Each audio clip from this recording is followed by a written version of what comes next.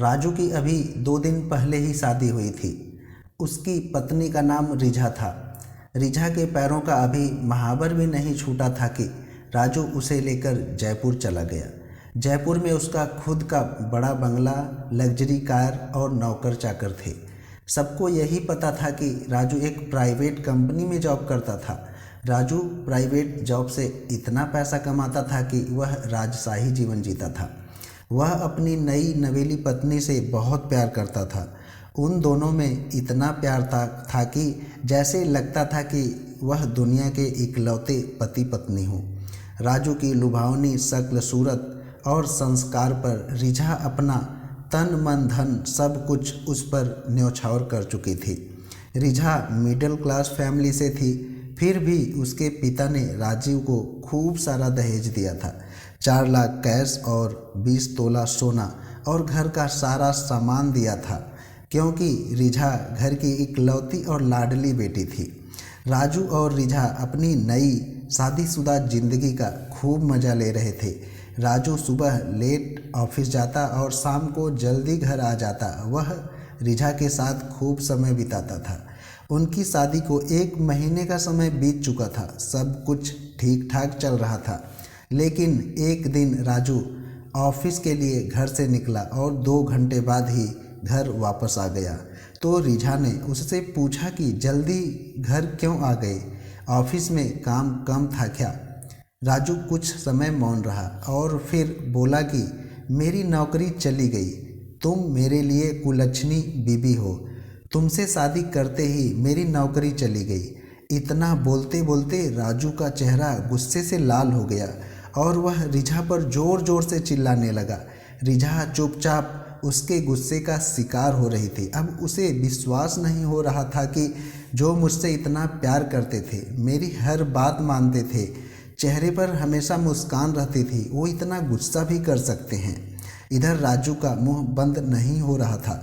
वह रिझा को भला बुरा कहते जा रहा था। कुछ समय बाद राजू शांत हो गया और घर से बाहर चला गया। रात को 10 बज चुके थे, लेकिन राजू का कोई अता पता नहीं था कि वह कहाँ है। इधर रिझा दरवाजे पर खड़ी होकर रो रही थी और उसका इंतजार कर रही थी। तकरीबन 12 बजे राजू घर आता है। उसके दोनों पैर लड़खड़ा रहे थे। मुंह की दुर्गंध से रिझा ने भांप लिया कि राजू ने शराब पी है। रिझा उससे बात करना चाहती थी, लेकिन राजू ने बात करने से इनकार कर दिया। वह किचन में गया और खाना खाने लगा। वह इतना भी ज़रूरी नहीं समझा कि एक बार रिझा से पूछ ले कि उसने खाना खाया कि नहीं। खाना खाने के बाद वह बेडरूम में चला गया। रिझा भी उसके पीछे पीछे बेडरूम में चली गई। वह बार बार राजू से बात करने की कोशिश कर रही थी, लेकिन राजू कोई रिस्पॉन्स नहीं दे रहा था। थोड़ी देर बाद ही राजू की नाक बजने लगी, लेकिन बीती बात को याद करके रिझा की आंखें भरी हुई थी और जाग रही थी। सुबह के 6 बज चुके थे। अब राजू की नींद टूट चुकी थी। वह बेडरूम से बालकनी में जा चुका था। रिझा भी उसके पीछे ही थी। रिझा ने राजू से कहा, कुछ तो बोलो, जब कुछ बोलोगे तभी तो किसी समस्या का हल निकलेगा। तो राजू बोलता है कि मुझे तुमसे कोई बात नहीं करनी, तुम मेरे लिए कुलच्छनी हो। तो रिझा बोलती है कि तुम मुझे गलत समझ रहे हो, तुम कोशिश करो, तुम्हारी नौकरी जरूर लग जाएगी। राजू गुस्से में बोलता है, मुझे ज़्यादा ज्ञान देने की ज़रूरत नहीं है, मुझे ज़रूरत होगी तो मैं ढूंढ लूँगा। इतना कहते ही वह घर से बाहर जा चुका था। रिझा को अब समझ में नहीं आ रहा था कि राजू के व्यवहार में इतना जल्दी बदलाव कैसे आ सकता है। वह दिन रात घुटती रहती थी। रिझा पर रोज़ चिल्लाना, उसे मानसिक प्रताड़ित करना राजू की पुरानी आदत हो चुकी थी। लेकिन रिझा को अब भी उम्मीद थी कि उसका पति राजू पहले जैसा हो जाएगा। ऐसा नहीं था कि रिझा ने राजू के अपने प्रति बदलते स्वभाव के बारे में अपने पिता को बताने की कोशिश नहीं की हो। वह अपने रिश्ते को एक मौका देना चाहती थी, क्योंकि वह राजू से बहुत प्यार करने लगी थी। जब वह राजू से कहती कि तुम मुझे ज़्यादा परेशान करोगे तो मैं अपने पिता से सारी बातें बता दूंगी, तो राजू कुछ दिन ठीक से रहने का नाटक करता था। रिझा पर राजू का इमोशनल अत्याचार इतना बढ़ता चला गया कि एक दिन वह डिप्रेशन का शिकार हो गई। एक दिन अचानक राजू रिझा को लेकर उसके मायके पहुंच गया और अपने ससुर से बोला कि पिताजी, कुछ दिनों से रिझा की तबीयत खराब चल रही है। इसका अच्छे डॉक्टर से इलाज चल रहा है। डॉक्टर ने बोला है कि इसे हफ्ते 10 दिन के लिए गांव में छोड़ दो। गांव की हवा पानी लगेगी तो इसकी तबीयत में जल्दी सुधार होगा। कुछ दवाइयाँ देते हुए बोला, पिताजी मैं वापस जयपुर जा रहा हूँ। 10 दिन बाद वापस आ जाऊँगा रिझा को लेने के लिए। तब तक रिझा का अच्छे से ध्यान रखना।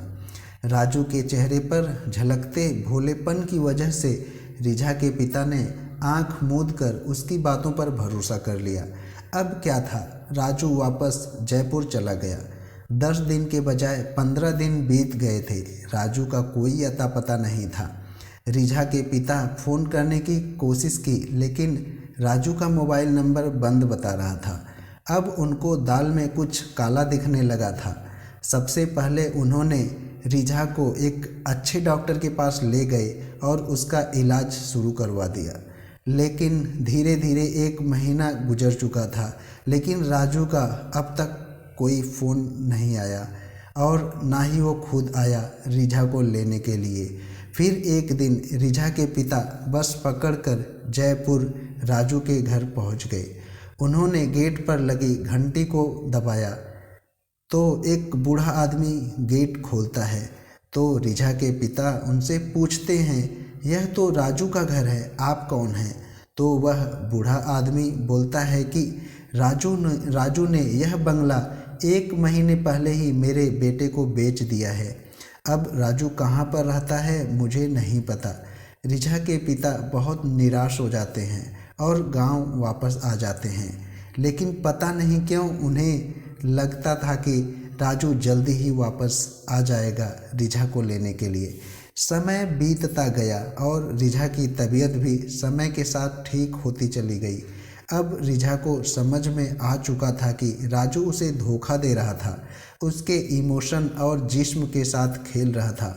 दोस्तों, कहते हैं ना, ऊपर वाले के घर देर है लेकिन अंधेर नहीं है। इंसान जो पाप पुण्य करता है उसका अंजाम इसी धरती पर ही भुगतना पड़ता है। एक दिन रिझा की सहेली का फ़ोन आया जो मुंबई में रहती थी और राजू को रिझा की शादी में देखा था। उसको राजू की शक्ल सूरत बिल्कुल याद थी। वह रिझा को बताती है कि उसने राजू को मुंबई में किसी लड़की के साथ एक होटल में जाते हुए देखा था। यह सुनकर रिझा के पैरों तले ज़मीन खिसक चुकी थी। उसे समझ नहीं आ रहा था कि अब वह क्या करे। रिझा की सहेली उसकी मदद करना चाहती थी, इसलिए उसने अपने पति से बोलकर रिझा का मुंबई का टिकट बुक करवा दिया। हफ्ते भर बाद रिझा मुंबई में थी। रिझा की सहेली और उसका पति रिझा को अपनी कार में बिठाकर रोज़ उस होटल के आसपास निगरानी करते थे जिस होटल में राजू को जाते हुए रिझा की सहेली ने देखा था। संडे का दिन था। रोज़ की तरह वह तीनों होटल के सामने खड़े थे। तभी उन्होंने राजू को एक लड़की के साथ होटल से निकलते हुए देखा। जैसे ही राजू अपनी कार में बैठकर जाने लगा तो रिझा की सहेली का पति अपनी कार से राजू का पीछा किया। अब राजू की कार एक आलीशान बंगले के सामने रुक चुकी थी। वह उस लड़की के साथ कार से उतरकर आपस में बातें करते हुए बंगले के अंदर जा चुका था। इधर रिझा की सहेली का पति अपनी कार को पुलिस थाने की तरफ मोड़ लिया। रिझा ने पुलिस थाने में राजू की शिकायत लिखवाई और पुलिस ने भी रिझा का साथ दिया। पुलिस रिझा को साथ लेकर राजू के बंगले पर पहुंच चुकी थी। शाम के 4 बज चुके थे। पुलिस वाले डोर बेल बजाते हैं। राजू जैसे ही दरवाज़ा खोलता है, पुलिस उसे और उसके साथ में जो लड़की थी दोनों को गिरफ्तार कर लेते हैं। पुलिस राजू को और उस लड़की को लेकर पुलिस थाने आ चुकी थी। जब पुलिस राजू से पूछताछ करने लगती है तो राजू पहले उल्टी सीधी कहानी सुनाता है, लेकिन सख्ती से पेश आने पर राजू सारी सच्चाई उगल चुका था। उसने पुलिस वालों को बताया कि शादी करना उसका एक पेशा है। वह भोली भाली लड़कियों को अपने प्यार के जाल में फंसाता है। फिर जब उसे लगता है कि वह उनके प्यार के जाल में पूरी तरह से फंस चुकी है तो लड़कियों से बोलता है कि अपने माँ बाप को रिश्ते के लिए मेरे घर भेजो। जब उनके माँ बाप मेरे घर आते थे तो मेरे आलीशान बंगले, मेरी लुभावनी शक्ल सूरत और बनावटी संस्कार को देखकर मुझ पर मोहित हो जाते थे और वह शादी के लिए नहीं मना कर पाते थे। मैं इसी का फ़ायदा उठाता था। राजू ने आगे बताया कि मेरे 2 पार्टनर और हैं जो मेरे नकली माँ बाप का रोल अदा करते हैं। वो लोग लड़की के बाप से दहेज की डिमांड करते थे और जब तक शादी नहीं हो जाती थी तब तक हम तीनों साथ में रहते थे, लेकिन जब शादी हो जाती थी तो वह दोनों मुझसे अलग अलग रहने लगते थे। इसके बाद मैं अपनी पत्नी के साथ कुछ दिन अच्छे से रहने का नाटक करता था, फिर कोई ना कोई कमी निकालकर लड़ाई झगड़े शुरू कर देता था।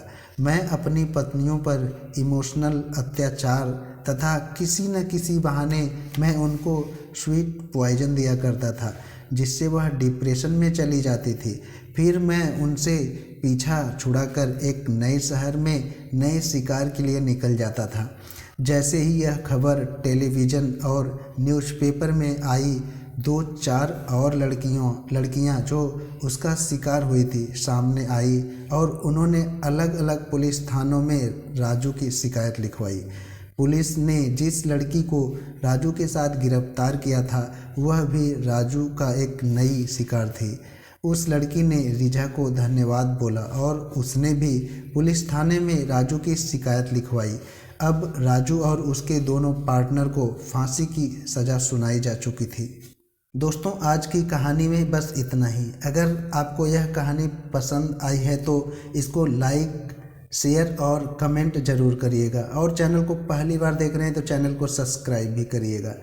चलिए फिर मिलते हैं नेक्स्ट कहानी में। तब तक के लिए जय हिंद, वंदे मातरम।